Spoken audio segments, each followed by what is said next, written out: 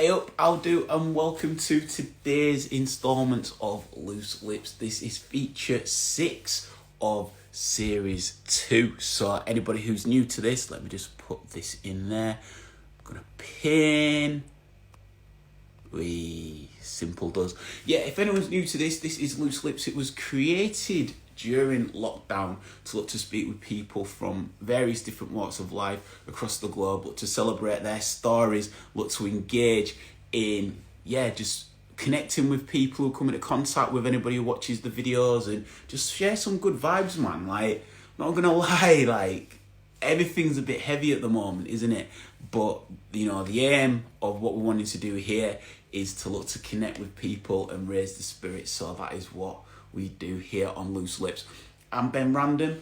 As I say, this is series 2. So if you're interested in seeing any of series 1, all you need to do is go to YouTube and go to Pop Cult Chic. All the back catalogue is there. And not only that, you can find it on Instagram at pop.cult.chic. Our first guest today is Gina Swire. She just sent me a request, so I'll accept that. Here we go.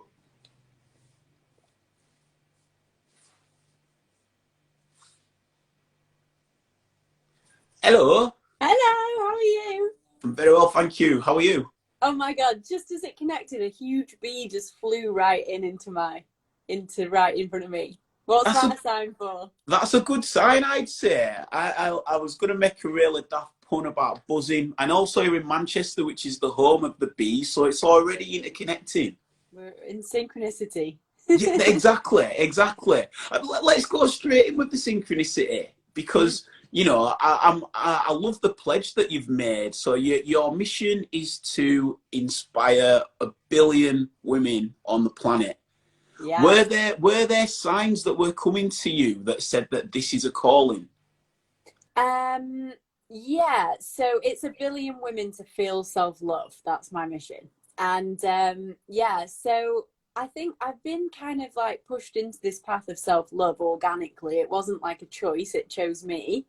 And then along the way, I remember one day just thinking, oh, what's my mission statement? Like, what, it's a bit of a marketing thing to create a mission statement. And I remember kind of thinking, well, I might as well aim high. And I created that, but honestly, I didn't really think I would get to that. I didn't think it was going to be as big a deal as it has been. But then as it's gone on, I've seen how there's a reason I chose that, and there's a reason it like anchored it in. And yeah, now the ripple effect is so massive. And now I'm teaching women to teach women self-love, so. That's amazing. That is amazing, because I love the fact that you went straight in with the synchronicity. I thought, yes, let's just dive straight in. Let's dive straight in. But Great now we can reel it back. So, like, tell us a bit about you in the early days before this and what led you to it.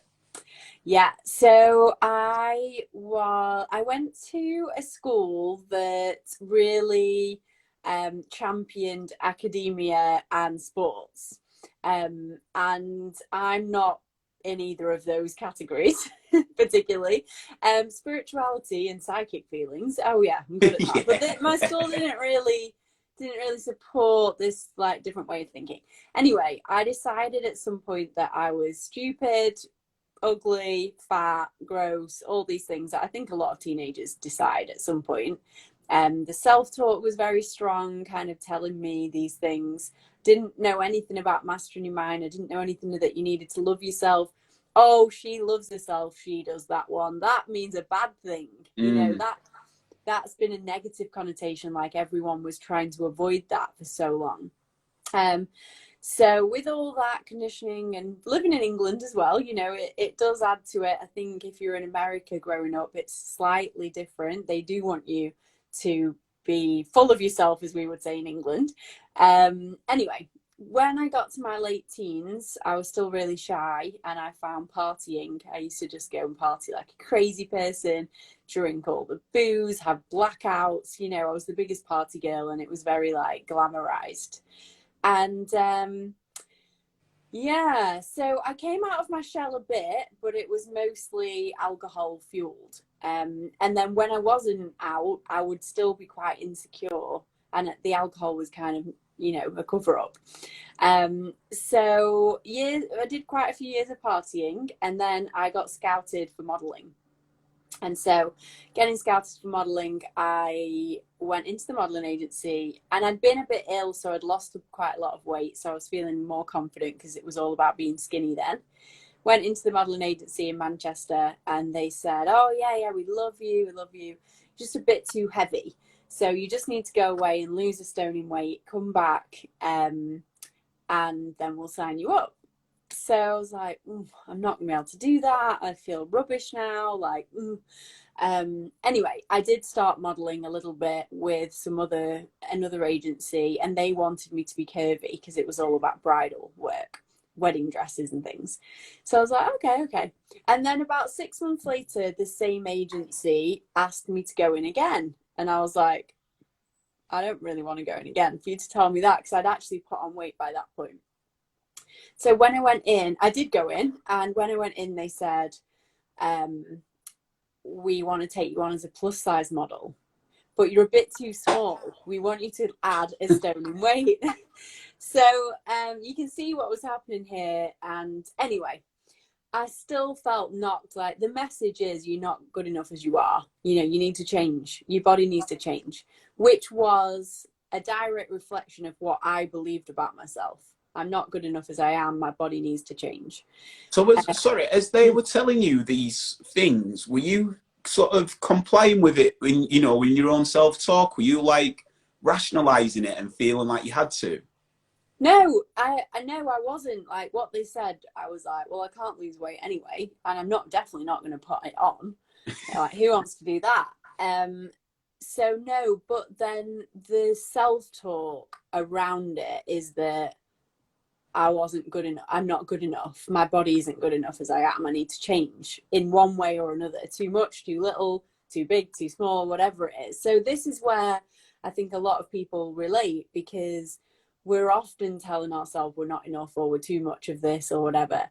And when we do tell ourselves that, we tend to attract situations that reflect that back. So we can be like, oh yeah, it's true. You know, so whether that's a boyfriend who tells you you're fat and ugly when you believe that, it's actually trying to help you to realize you're not. But at the time, it emphasizes that you are. So it's law of attraction, it's manifestation. You're manifesting more of what you think.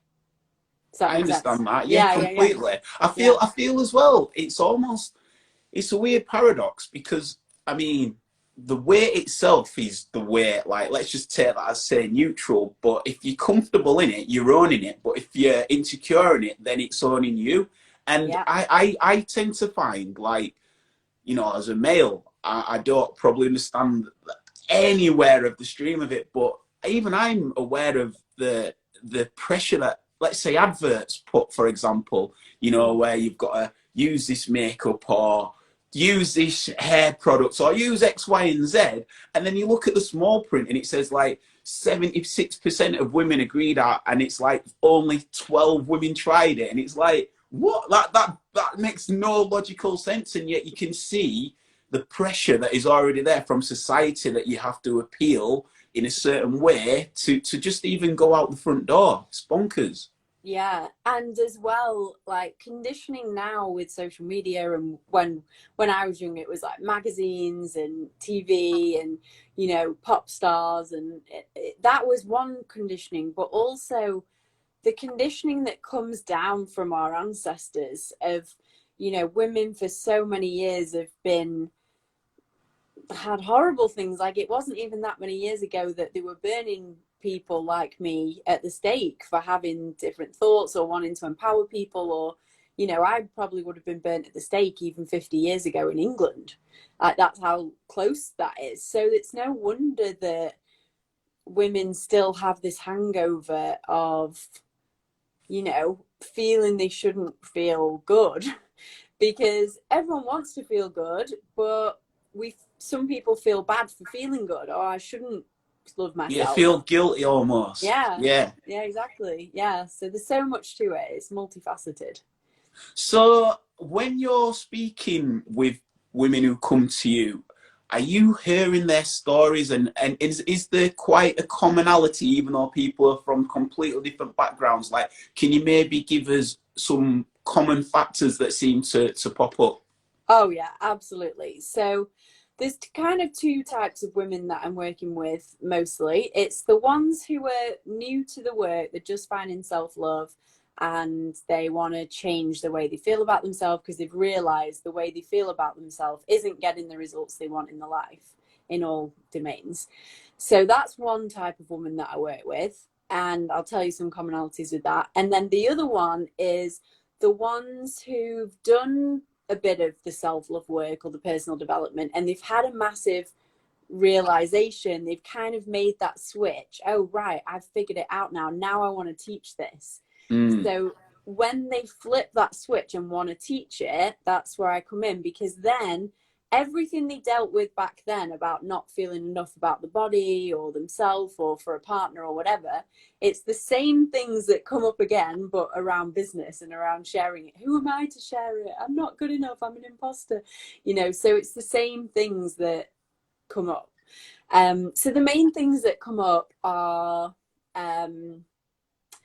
hating the body, or not even hating it, just not being your body's best friend, like not being your best friend, berating yourself in the mirror in private, or in public. I've just actually shouted down to my mum. I'm quarantined with my mum at the moment, and I just heard her. She's been gardening. She went on FaceTime to a friend saying, "Oh, don't look at me. I look awful today." And I was like, "Mother," like, "Oh no."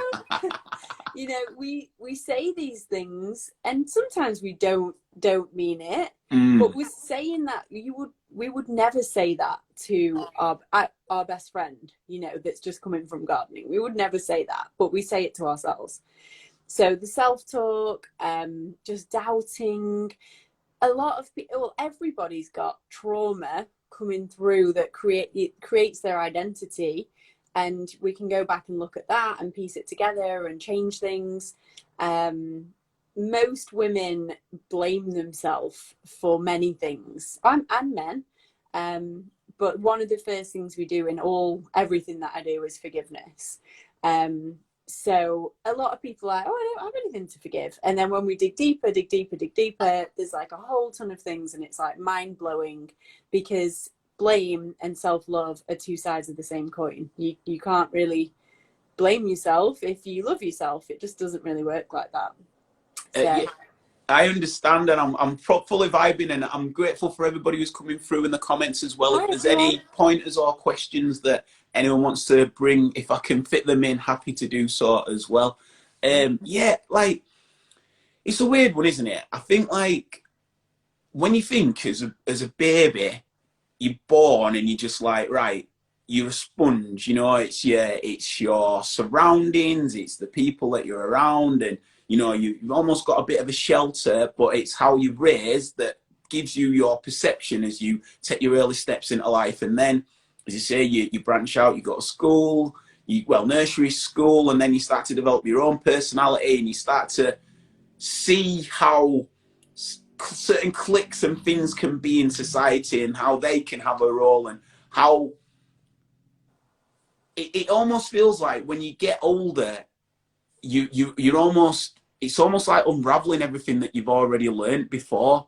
Yeah. But when you're speaking about like past generations as well, or going that far back, do you find that people find that quite daunting? Because I understand and vibe that, and I can see it as well, but I think could that sometimes perturb people? No, it doesn't tend to. I think it's just having an understanding, like, why is the world the way it is? Like, why do people hate themselves? Why do we put ourselves through hell? Why are we our own worst enemy at times? Because there's another way that gets us to where we want to be, but why is it that people are stuck on this? What would you say to that? What would you say? Do you have an answer? Is there a definitive answer? Well, there's many. It's multifaceted again, but I think one of the big things is history.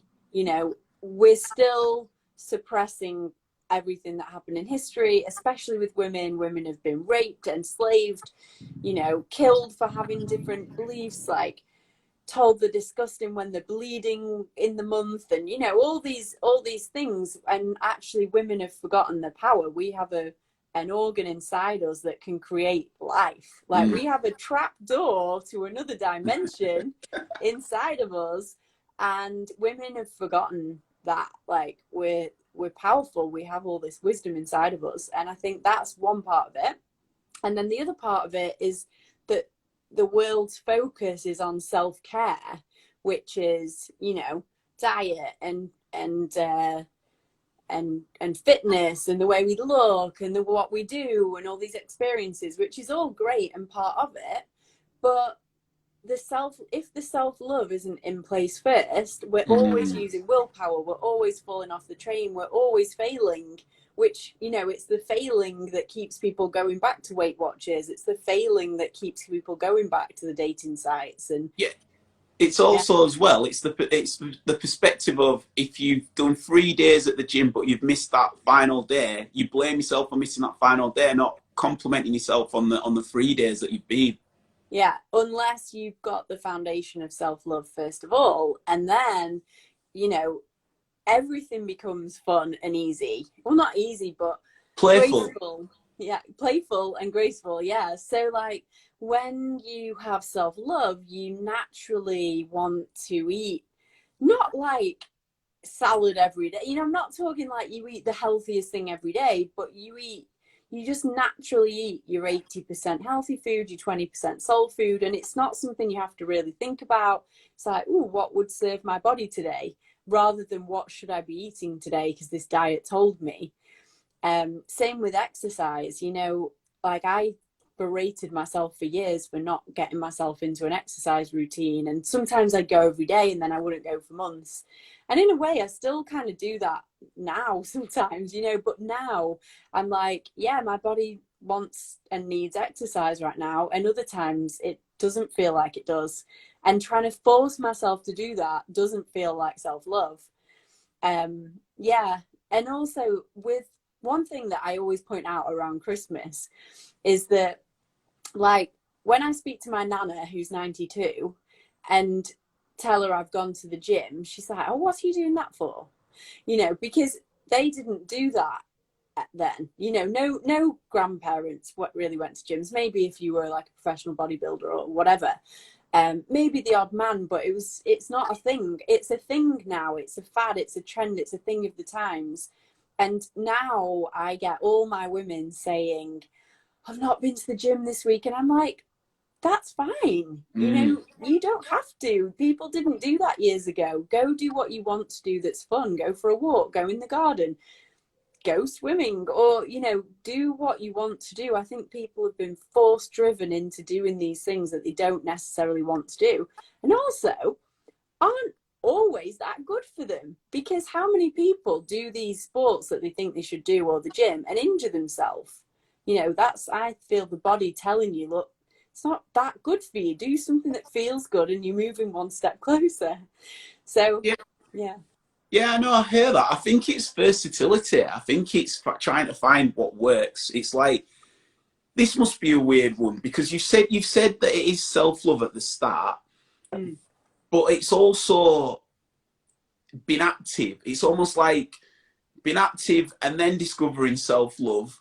But that's a difficult way, because you're putting the pressure on you if you miss your step almost, rather than self-love and then going into the things that, it's almost like, if I could imagine a cycle, it's like be active, self-love, and then like happily ever after. It almost feels like that's the way that society do it. So how do you implement self-love as the first step? Because at the minute, I imagine it's women that are coming to you or coming to your, like, your aura, your way, and you're able to speak to them. But for a lot of women who are in a routine or feel like they can't change it, it'd feel quite, I don't want to say daunting, but it'd feel like, oh, it's just not for me. It's just not for me, when it's for everybody. So how do you switch self-love to be the number one facet that they take on?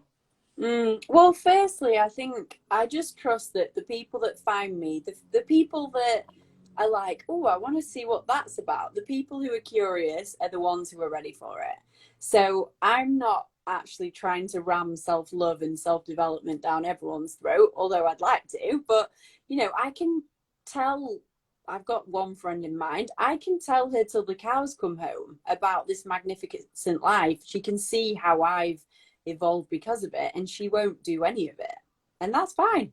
Go do that over there. You know, I want you to be happy. I'll support you if you want, but I'm not going to waste my energy trying to make everyone do it. However, the ones that do find me and do, they've already found it before they find me, in a way. That's Yeah. how they found me.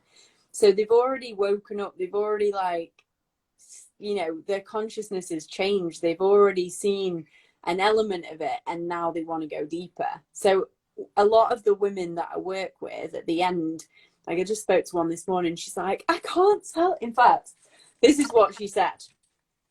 I wrote it down.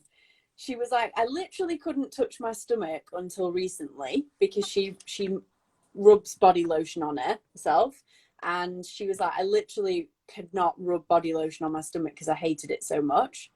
But now she can.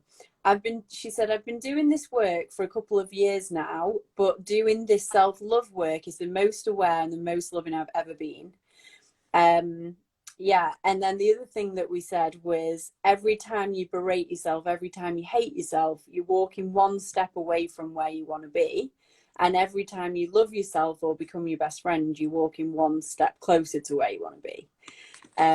Yeah. So I'm just sharing those with you, because that was just in a session this morning, and this is the magic of it. For someone who's ready to do it, wants to do it, and invests in it, it's magic. And that's what I did. You know, I found it at the right time, and it's been magical for me. Would you so off the back of that, one of the examples I always was told when I was like getting really into my meditation was that the voice, or the voices, depends who you are really, but like the voice plural, shall we say, that sometimes play up.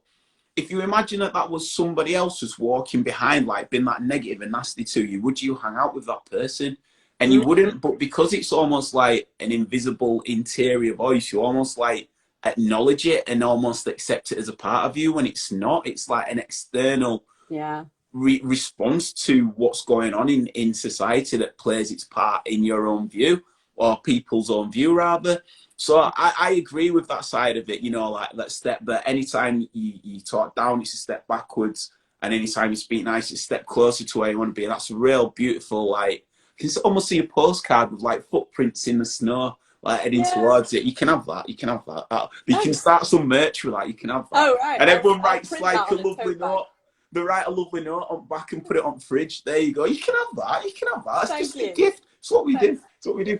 But no, but getting back to topic, I think what I'm sort of interested in knowing is, when women reach a point of knowing that they've faced it, and you can use yourself as a perfect example of this, what was there for you when you didn't know that you needed it, but you were looking for something? Because I think that's where the majority of people may be. And it's not that you're trying to ram it down the throat, like you said, or force it down people.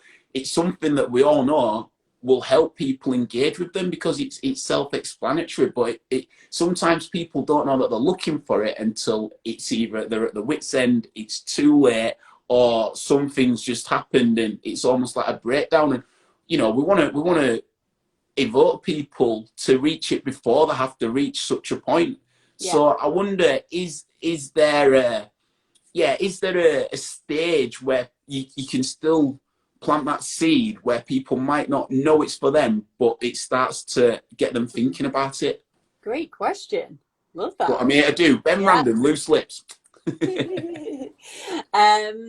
Yeah, so I do think a lot of people find it either when they've had a breakup, or they're heartbroken, or they've lost their job, or, you know, something pretty bad's happening. A lot of people find it then. And in some ways, that's when I found it as well. My dad died, and it kind of woke me up to like, oh, what is this life I'm living? Like, do I even want this life? Yeah, so a lot of people do come in that time, but some people do find this work just from just not enjoying that dull ache or that like unsatisfied feeling. So anybody who's just feeling like unsatisfied or uninspired, and I think a lot, like I didn't really, it's a weird one. It's hard to think back because obviously with hindsight it's different, but like I always knew I was here for a big reason. I always knew I was destined for big things. Like I had that belief. And yeah, at a certain point I was modeling, I was doing really well. I was having this amazing career and earning loads of money and traveling the world and, you know, all the things that I thought I wanted. But I just had this like nagging loneliness, like void inside of me. That's the best way to explain it. It was just like everything I did, I was like, yeah, I feel like I should feel better than I do right now. And I used to feel guilty for that. I'd be like, I've got so much, I feel guilty. And I know a lot of women that I work with feel this. They've got a nice husband and a nice house and nice this and a good job, and they should be happy with it. There's people starving in the world. And that's a load of BS. It's crap, you know. Just yeah, there is people worse off than us, and it is a good way to inspire yourself and be more positive. But at what cost, you know? Because every time we slam the door in our face of our true, like that void is there to tell us something, and every time we slam the door in the face of ourselves and push it down because someone's worse off and starving to death in Africa, unless you're going to fly to Africa and help those people, you might as well look into what's making you feel dissatisfied, because it's like an invitation to feel satisfied.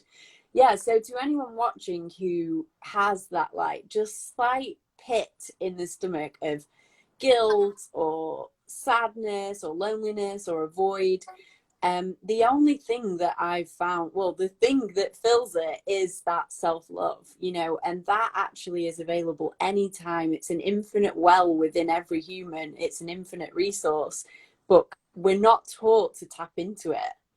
And once we know how to tap it, it's just you flow and flood with love for yourself, and that just floods over into everything you do, and you become a magnet to that, you know, people who are like that as well, like yourself. Do you feel that it's something that could be implemented to young children in schools? Like, and is there an angle for that? Oh yeah, and it's something I've thought. I have done some stuff with schools, like I have been into schools and talks and done. It's good, it's great. I feel like it needs to be a mass scale thing. Someone needs to come in and create a program that all school children take, that is suitable for them. I do feel it's changing. Like when I look at my little nephew's school, it's not like what my school, you know, you go in and above the peg it says I'm feeling, and they have to fill it in. It's like emotional intelligence. We didn't have any of that when I was a kid. It was like sit there and shut up and learn about equations. Not so bad, but you know what I mean. And I do feel it's changing, and people keep asking me this at the minute, like, when you have children, are you going to send them to school, or are you going to homeschool them? And I'm like, I'm holding the flag that schools are evolving, and like I want my kids to be taught by people who have a passion for life and are connected to these practices that we're practicing, like meditation and self-love and health from the inside out, and you know, finding it within yourself. That's what I want my children to be being taught, and I really do think that in another 5 years that's what they'll be teaching. Yeah, and I think so. It is a weird one. Like, I understand homeschooling, and I've got friends who do it, but I'd be privy to think that when I know what I was like at school, and I'm from Bradford, and I love being from Bradford, and what Bradford taught me was having a backbone. And what I mean by that is just like, just being around so many different cultures and ethnicities, and knowing how to get on with people, and also like having my own back within like my banter and stuff. I don't think you could get that at home school, talking to the fridge. But it's each to their own. But I understand that. But if schools are evolving, because it is important. It is definitely important. And for me, I think it's like, if you can speak to them at that age, then they're so impressionable that it's the skills that they'll take on. Yeah. And it's almost like when they're growing up into their adulthood, you'd like to think that there'd be more of a wave of collective consciousness with that, because everybody's learned the tools from that. Yeah. But you mentioned your grandma as an example earlier, as who's of an age where doesn't understand the gym really. So like, I wonder if, say in 10, 20 years, I just still wonder if there's still going to be like a generation, maybe the one above ours, who, because they've not had it, would still be a bit alien to it. But I still think that they could still be like switched on to it. So I wonder, how do we get it into like on mainstream media, TV or shows to cover it, or even people in the spotlight to speak about it more?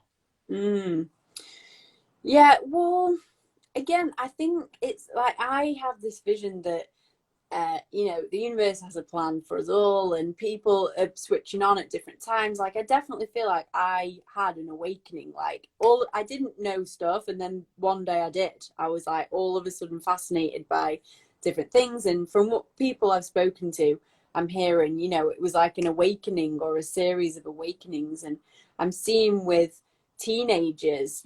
There's one girl, like woman in my team. She's like 20. She's my videographer, and she's so awake. Like, she's conscious naturally. She hasn't learnt it. She's just I didn't have that then, so I'm seeing how it's kind of like waking people up, and that's not to say, like, I have some 50, 60, 70-year-old women that come on my retreats who have only just woken up at 65 or 70 and are like, oh my God, I've lived this life and now I don't want that. I've woken up and now I want something different. So I think partly it's that, like, it's happening for us, with us, it's not necessarily, we may inspire people to awaken, but I think it's happening anyway. But in terms of getting people speaking about it, yeah, it's a good question. I think, like, I'm at the minute doing so many podcasts and live streams and festivals, and there are all these cool, conscious people coming together and talking about all this stuff, and more people are coming in. And I am noticing, because I never watch TV, like, I've not even had a TV for about 10 years. But at the minute, because I'm quarantined with my mum, and my mum has the TV on in the background all the time, just turned down. And so while I've been here for the last few months, I've been catching a few things and just seeing, like, oh, that's interesting. They are mentioning that, or they are mentioning that. It's not much, but it's definitely more than it was. So, yeah, I think it's coming in, like, it's the new world and it's just happening. But as well, we're the creator. Like, I'm the creator of my world, and what I see and what I teach and the people I surround myself with are doing that. So to me, the world already feels like it's changed, yeah.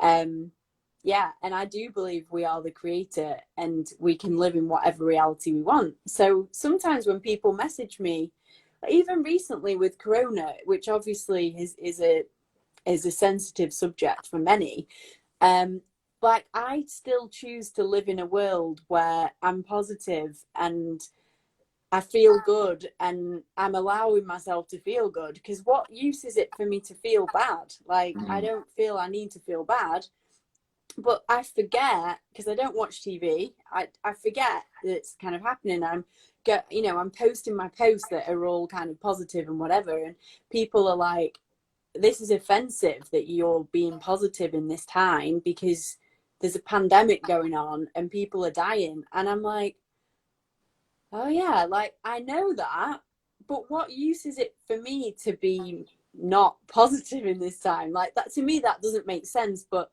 I have to be, like, sensitive to people who aren't in that world yet, because they might think, they just don't get the world. But the world is that when you're positive, you attract more positive and you stay healthy, and your immune system's healthier because you're in that vibe. So to me, it makes perfect sense. But I have been getting a bit of backlash for that, for sure.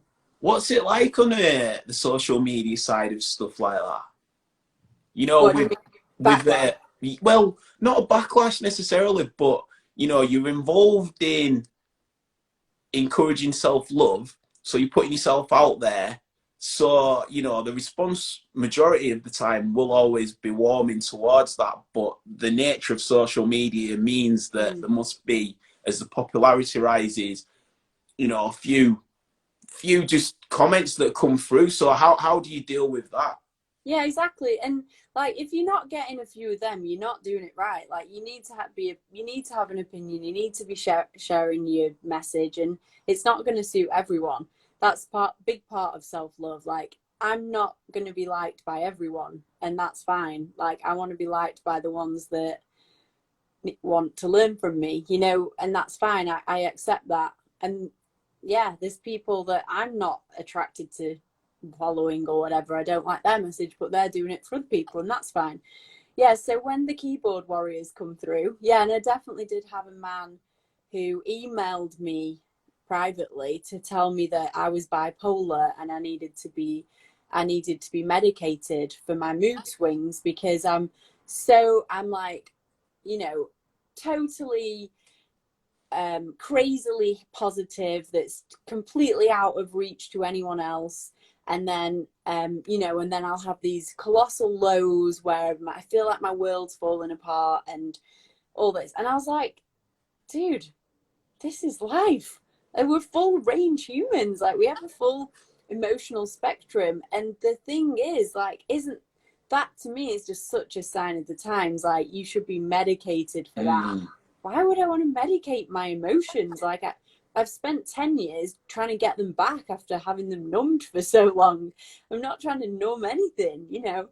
So I just, yeah, I get the odd thing, and I'm like, thanks for your input. Go, love yourself, enjoy. Delete. I Yeah. suppose that's fair because like it's almost like you don't want the emotions to run away with you, but you still have to feel the emotions. Like you say, that the pandemic's a prime example for it. It's like you have to be empathetic to what's going on, and also, like you say, it is a sensitive issue.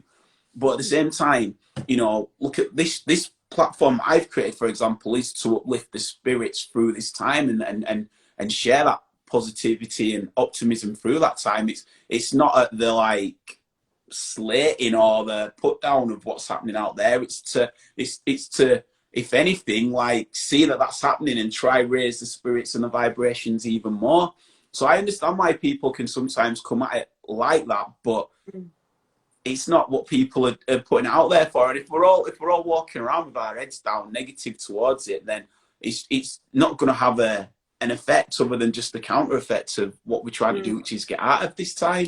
So yeah, it must be a weird one. It is. And one of the comments I got was, I'd put on one of my posts, "This world is a magical place."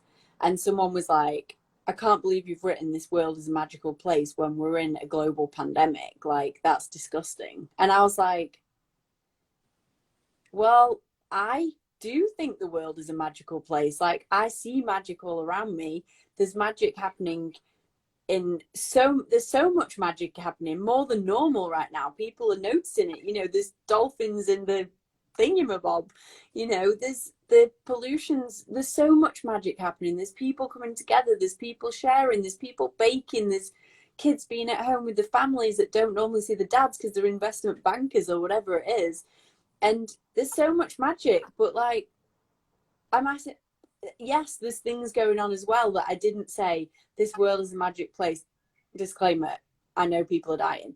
Like, I know that, you know, but I choose to see the magic. That's the kind of person I am. So when somebody says you shouldn't say that, that's insensitive, I'm like, you're being insensitive to positive people right now by trying to say we can't be positive in a time. Like, it just doesn't make any sense to me at all. It's like, it's the reality we choose to live in, basically. Fair play. Tell us about your retreats. Retreats, well, there's none on at the minute, obviously, because we're in the pandemic. Yeah, but normally they're in Ibiza, England, and Bali. and Portugal. In fact, there was one going to be kind of next weekish, but that one's not on because of the pandemic, of course. Yeah, but they're a week and they're amazing. They're all women. It is a week's transformation. Yeah, so that they happen often. It's funny talking about retreats because my brain's off to retreats at the minute. It's on to I've written a book called P.S. I Love Me, which is coming out soon. It's on to I see what you did with that name. Play off the film. See what you did there. I did that, yeah. On Monday night, I have a live session for women who are desperate to lose weight, which was something we were talking about earlier. It's not a weight loss course, but it's about how to use self-love to feel the way you want to feel, because ultimately it's not about how much weight we're carrying, it's that we want to feel the way we want to feel. So that's super exciting. That's on Monday. I'm trying to think what else we've got going on at the minute. How many people go to the retreats? Retreats, depending which one it is, depending on how big it is. Between, some of them are like 6, some of them are 10, some of them are about 16. So a small group. And is that because you want it to be more personal and get around everybody? Yeah. Oh yeah. There's a lot of share circles. There's a lot of sharing. Yeah. Yeah. Talk us through what takes place at a retreat. Oh yeah. A lot. Magic. Yeah. So we do a lot of clearing to start. So at first we do a lot of forgiveness. We look into limiting beliefs. We look into what has made everyone feel the way they do. There's a reason they're there.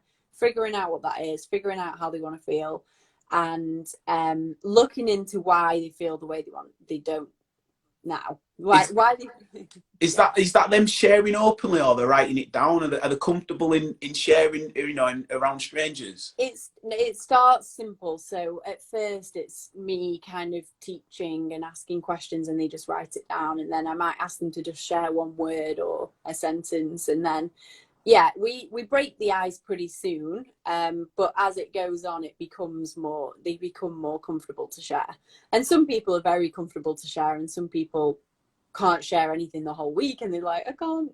And I'm just like, just share one word, and they're like, sad. So it's amazing. It's just like this bubble. It heals so deeply. It's a really beautiful process. And then the second part of it is about what they really want to be like, because a lot of people, they know they don't want to feel shit, but they don't know how they want to feel. So when I ask people that, like, what do you want to feel like in your life? What do you want to do in your life? What's your vision? They don't have one, because it's not something we're really taught that much. We're taught to just kind of plod along in whatever we're doing and let things just come to us. But creating a vision is such a that's how I've scaled my business, that's how I've got these retreats, that's how I've done everything, through vision and manifesting. So big point on that. And manifestation's amazing for self-love. Like, the two work hand in hand. And then once we've established that, already people are like, holy shit, I could do that. And some of them are like, oh shit, I want that, but I can't do it. So that brings up the limiting beliefs, and then we do resets around them. It's amazing. It's just this epic process. I absolutely buzz off it. And they come in dead nervous, and I'm so excited because I know they're going to leave like fully expressed and free and feeling happy and just like peaceful on the inside, and buzzed. So. And then do they keep in touch with you, letting you know about their transformations? Oh yeah. So usually I offer a course after every retreat. So they can join a course so that they can relearn the stuff they've learned, but do it in their own time, and also put a lot of it into place. So yeah, they have the opportunity to go into the course. Pretty much every single one of them do, because they love it so much. And that has some live coaching as well. And then, they just become cheerleaders. They go and tell all the friends. They're like, oh my God. And their friends are like, I want a piece of whatever you're having. Like, how do I get that? So it's like mostly word of mouth. And so they join a course, and some of them want more support. So they go into one-to-one coaching with me. Just continue in the self-love vibe, really. when we started the conversation, and the last sort of few from me will probably like bring it full circle around, is that we were saying that it probably starts with self-love from before anything. I think of like people like Jamila Jamil, who does the I'm Way thing. I think that I Way, I think it's called, where it's getting women being comfortable with their bodies and almost like not pandering to, you can be healthy and everything if you want to do it, but be happy with the things that society may say don't make you attractive, which fully are your individuality, that do make you attractive and you're individual in, and celebrate that individuality. So Mm. I wonder, you know, when you're speaking with these ladies on the retreat and when people are coming to you, I wonder, is there for women that have looked at themselves in such a way for so long, what is the pickaxe? What's the thing that they can pick up? And because it is daunting to look in the mirror at somebody that you don't recognise to start that early conversation. So I wonder, what's the initial pickaxe? What's the initial thing that's going to crack through that mask, that shell, to help put some light? You know, Yeah. anybody that's watching, if they can like plant that early seeds of positive self-talk for them. Mm. Well, the thing that's coming to me, I always go just with the thing that's coming to me, is that before we address body image, before I get them looking into the mirror and at themselves on retreats, before I put them through pretty grueling meditation where they sit in front of a full length mirror and they go through every part of the body and they do like an apology and a thank you, and it's really, really emotionally intense. And some of the women have been abused or been, you know, like abandoned, like raped, and all lots of things, you know. We have suicidal ladies sometimes, and getting them to like can be confronted by themselves is like the biggest, most intense thing. But before we do any of that, there's some deep foundational steps that help. And one of them is basically when people don't love themselves, they're disempowered. They've forgotten their power. They've forgotten the universal powers. They've forgotten how powerful choice is. They think they have no choice. They think they're lost. They think they're stuck. They think they're broken. They're disempowered. So one of the first things that I really show them, and I show them through story, is that we always have a choice. And anytime we think we don't, we're disempowered. So once we've got that in place and they've seen visually, they've seen how that has been affecting them, then when they look at the body, it's like, if they just say to themselves, I love myself, or I love my body, they don't believe it. And so their subconscious is just like, that's a load of bullshit, and you're a dick, and you're an idiot, and you're ugly, and whatever. And it doesn't work. You know, affirmations don't work like that. They just don't. It just causes frustration and does the opposite. But actually what really does work is when sorry, just one sec. Anyway, someone's outside the window. I was like, what are you waving at? What really does work is when we say things like, I choose to live in a reality where I love my body, because that is empowering. You know, if you get to choose what reality you live in, what world you live in, why would you not choose that one? So that makes it like a really empowering statement. So the whole of the body image thing is like, well, what do you choose? Do you want to, like, why are you choosing to carry on with this negativity? And we do a whole circle around this in the retreat. It's the game changer of the retreat, when I get everyone to talk about which part of the body they find the hardest to love. And I get them to write down all these points, why it is, where it comes from. And it's always a story, you know. It's always like, oh, a boy at school said I had a big nose. And whatever that earlier story is, it's like, once you've seen that and you can see why it is, where it comes from, and how it's affected you, like how it's cost you in your life, that could have cost you getting the job, you know, getting the better job and earning more money. It could have cost you getting the better boyfriend and having an amazing relationship. It could have cost you going, not, you know, 10 years of not going out of the house feeling good because one boy at school said you had a big nose. So once you've seen where it's coming from, what the costs are, you then have a choice. Like, well, do you want to keep hold of that, or do you want to choose something different? And of course, they all choose something different. And literally the next day after that, or even that night, people are coming down in lovely dresses. They've got their makeup on. They're just like, oh my God. There was one woman who didn't ever show her arms. And that night she came down with her arms out. And since then, she's reveals her arms. You know, that had been plaguing her for 30 years. So it's amazing. I love that. I love those success stories, and I love the fact that it is the affirmations rather, that can really reroute the subconscious into the truth of beautiful beings that we are. Yeah. Yeah. Thank you so much for your you. time. Would you like to give people details of where they can see you on your journey along your mission? Yeah, it's Gina Swire on Instagram. Go follow me. You maybe already are. It's ginaswire.com. And I'm Gina Swire on everything. On Facebook, everything, you can find me through my name. And I also have a 3-part video series on my website that people can download for free.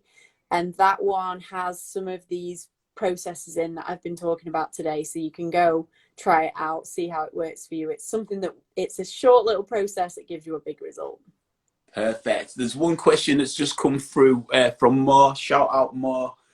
He's been a guest on this as well. Good man. He said, where are the retreats? He must have just joined just after you mentioned it, but also any price plans on there, and he's going to tell his wife about it. Any what on there? So how much are there? Because he's going to tell his wife about it. Oh yeah. So they're in well, usually we do England in January, like New Year's retreat. That's in Yorkshire, in this gorgeous, amazing, magical place with a spa. And then we do Ibiza in June, Portugal in July, Bali in October, and another England one somewhere in the summer. But this year, of course, it's a bit different because we're not really sure. Probably the next one will be Bali in October, and then England in January. They're all different prices, so have a look on my website, ginaswire.com. There's payment plans and all sorts of things, but there's actually none available right now because it's not available to fly anywhere. Yeah. But yeah, that's so. Yeah, get yourself on website and everything over there, and also that's where you'll be putting your postcards with a snowflake. Yeah.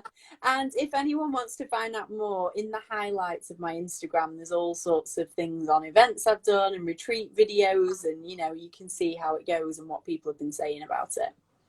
Perfect. Thank you so much for connecting. Thank you for agreeing to do this, and an incredible chat. Yeah, amazing conversation and questions. I loved it. Thank you. Good luck on your journey. I'm definitely sure that it's going to be achieved, and it's incredible as well. It feels good and it feels right. So well played. Thank you so much. You're amazing. Take care. Bye. There you are, everybody. Gina Swire. Do give her a follow. She's on a mission to instill self-love in 1 billion women on the planet. Incredible. So yeah, that is that episode. If you're new to this is Loose Lips. I'm Ben Random. If you want to see any of the previous chats, you can find them all on YouTube. Go to Pop Cult Chic, or likewise go onto Instagram and it's pop.cult.chic, and everything is on there for you. Our next chat in 5 minutes is with DJ, producer, just an incredible man in the music industry. Got a lot of love, a lot of people buzzing about this one. I'm going to be chatting with Mr. Scruff. So join me in the next 5 back here on my Insta. Loose Lips, Ben Random. Peace.